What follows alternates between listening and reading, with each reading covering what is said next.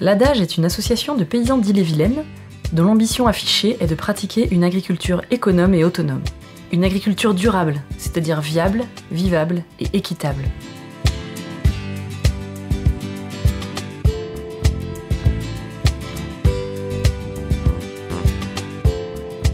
En 1990-1991, une énième réforme de la PAC se profilait et celle-ci nous semblait beaucoup plus dangereuse. On avait bien senti, nous, donc on était à peu près une petite quinzaine d'éleveurs laitiers d'Ille-et-Vilaine, que cette réforme-là allait nous engager dans une voie que nous, à titre personnel, nous refusions, c'est-à-dire en fait l'agriculture allait devenir une entreprise comme une autre. Il fallait absolument créer quelque chose pour offrir des solutions techniques à tous les éleveurs qui ne souhaitaient pas s'engager dans le néolibéralisme en agriculture.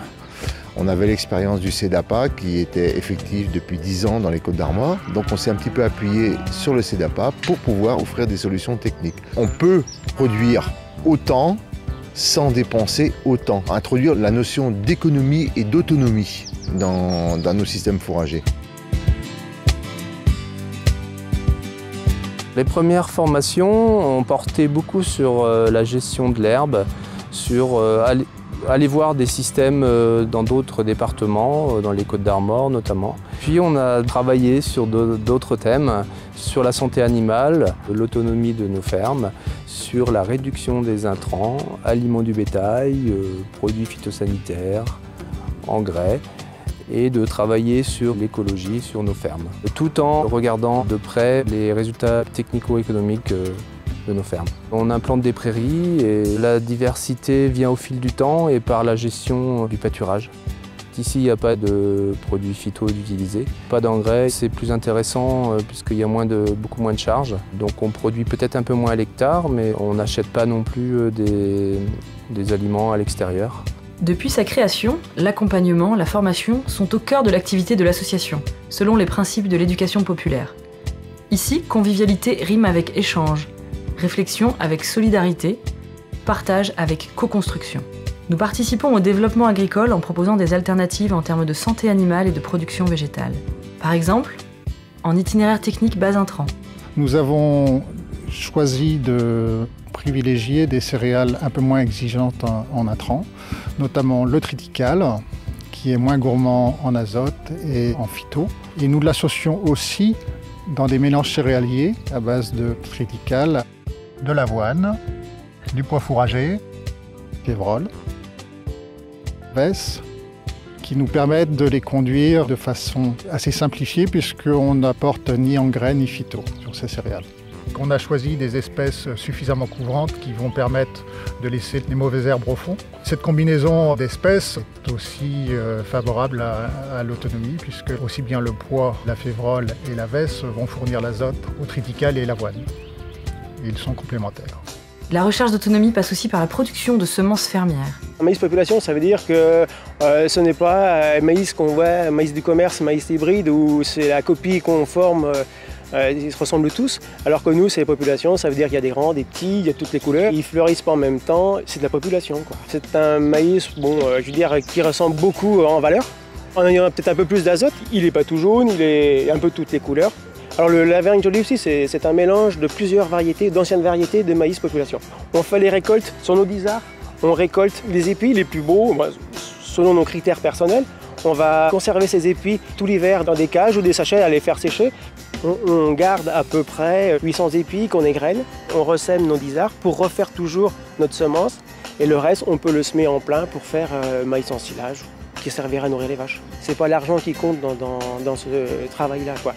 Ce qui compte aussi, c'est continuer le travail qu'auraient fait nos anciens. Et on fait ça aussi par plaisir, quoi.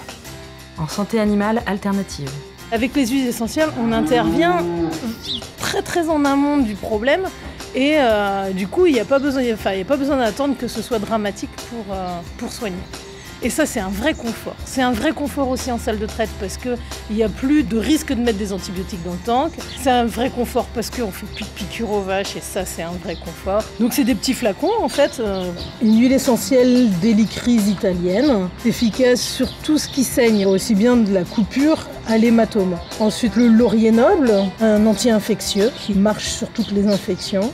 J'utilise aussi la Litsée qui est un anti-inflammatoire qui est hyper efficace en fait. Une mamelle qui est inflammée un soir, 3 gouttes de Litsée et le lendemain, il n'y a plus d'inflammation. On a l'impression que les vaches, elles aiment les huiles essentielles parce qu'elles se laissent faire. À partir du moment où c'est un traitement de première intention, ça veut dire que c'est un traitement que j'utilise sans avoir besoin d'appeler le veto, que je peux utiliser toute seule parce qu'en fait on le met directement en salle de traite, on n'a plus besoin d'aller parquer la vache, la mettre dans une contention pour vraiment l'isoler, pour pouvoir lui faire une piqûre. Même les vaches les plus nerveuses où c'est compliqué de les piquer, utiliser 3 gouttes d'huile essentielle à la place d'une piqûre, c'est tout de suite plus rassurant pour elles et pour nous. On a synthétisé le résultat de nos recherches dans ce petit bouquin. Par exemple, je cherche une huile essentielle qui est anti-inflammatoire.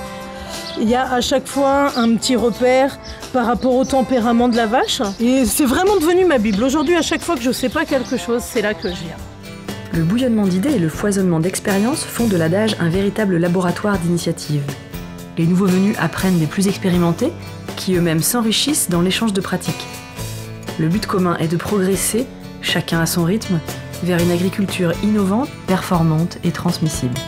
Il y a 20 ans, une poignée d'agriculteurs ne se retrouvant pas dans le modèle agricole dicté par la PAC ont créé l'adage. Ils faisaient déjà preuve à l'époque de bon sens paysan en reprenant les fondamentaux tels que « ta vache, tu l'envoies paître ». Aujourd'hui, nous sommes une centaine à les avoir rejoints. Et 20 ans après, l'adage est toujours en effervescence. L'effervescence de la jeunesse, donc toujours des projets innovants. Et 20 ans, c'est aussi le temps nécessaire au renouvellement d'une génération. C'est pourquoi j'ai confiance dans nos graines de paysans. Je suis certain qu'ils sauront nous relayer sur le chemin de la durabilité.